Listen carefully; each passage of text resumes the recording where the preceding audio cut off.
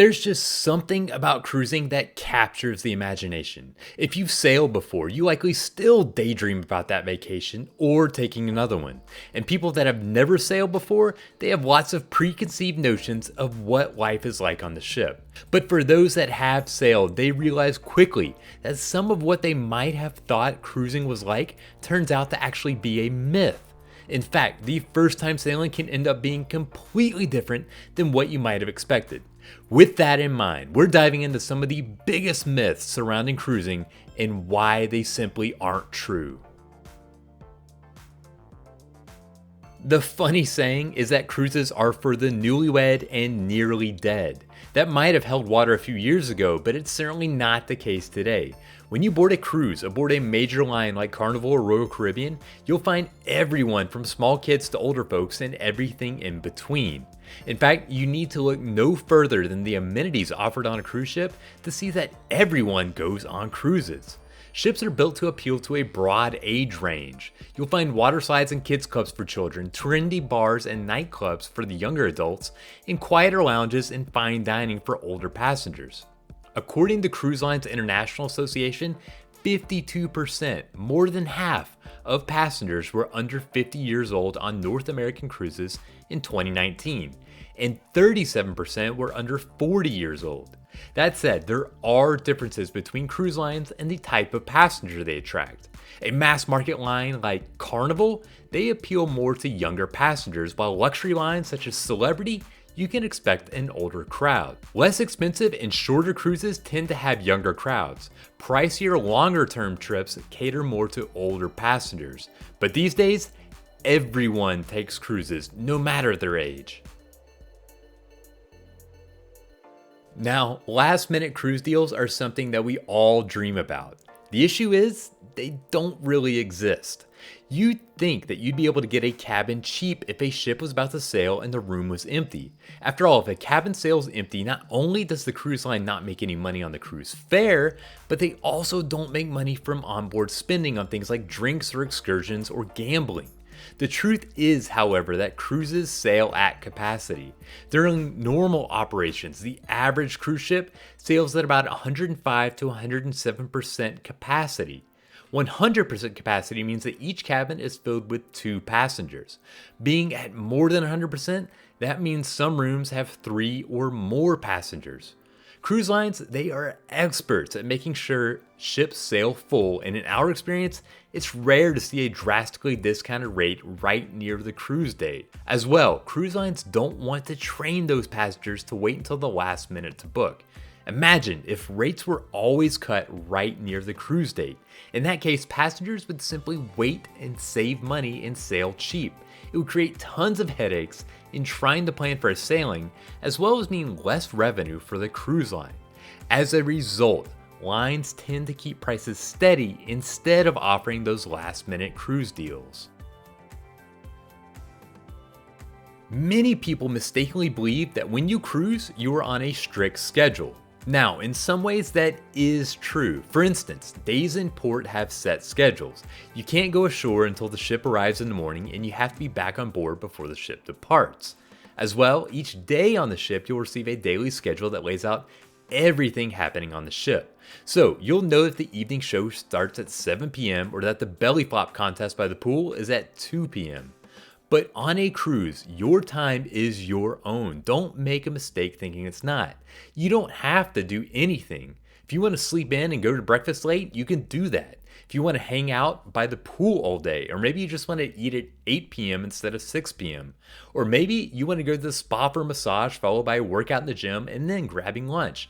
You have complete freedom to do what you want when you want on the ship.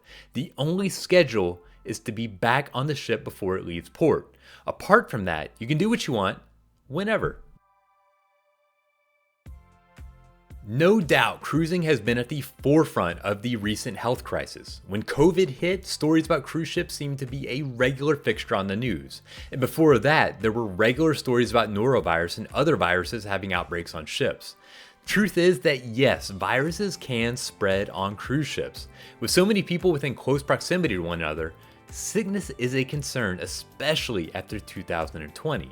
But to call cruise lines petri dishes is a misnomer. In fact, they may be among the most sanitized and carefully cleaned spots you'll ever vacation. Cruise ships go through something called the Vessel Sanitation Program. It's an inspection headed up by the CDC that focuses on 8 different areas, including galleys and dining rooms, housekeeping, and pools.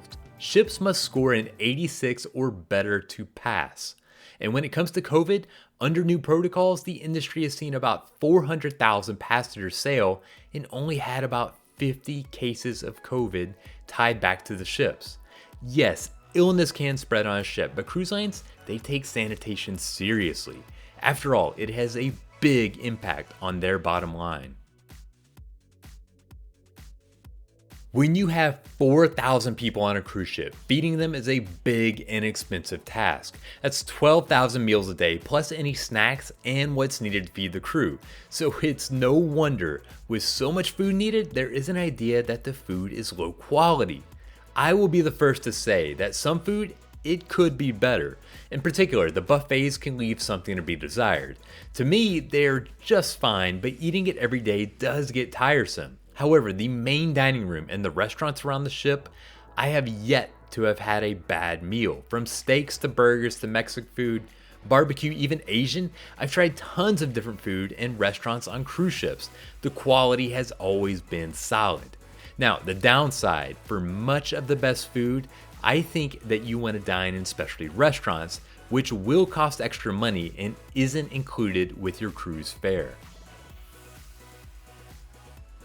No one wants you to get seasick on a cruise, especially the cruise line. If you get sick, then the chances of you actually enjoying your trip are low. But for the vast majority of people, seasickness worries, they're simply overblown. First, modern cruise ships are big, and the bigger the ship, the less you'll feel the ocean. That's not to say that you can't feel the waves at all, but most of the time it's only very slight.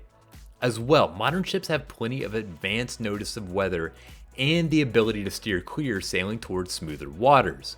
That's not to say the ships never face rough weather, sometimes it's simply unavoidable.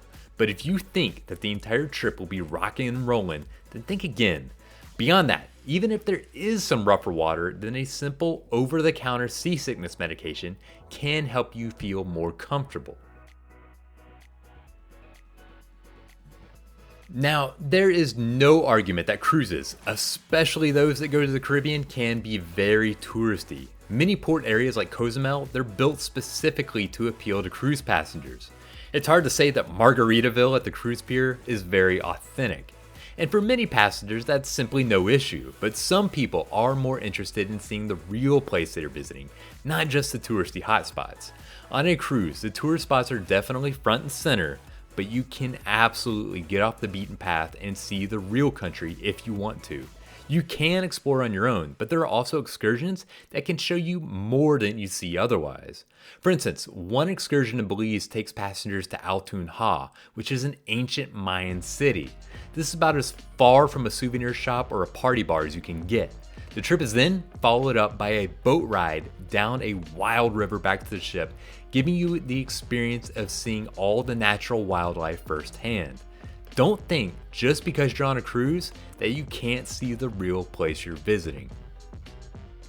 Thanks for watching this video about cruise myths debunked. If you like it, be sure to subscribe, and you can always check out Cruzely.com's YouTube channel for more videos with tons of cruise tips and information for those people about to set sail.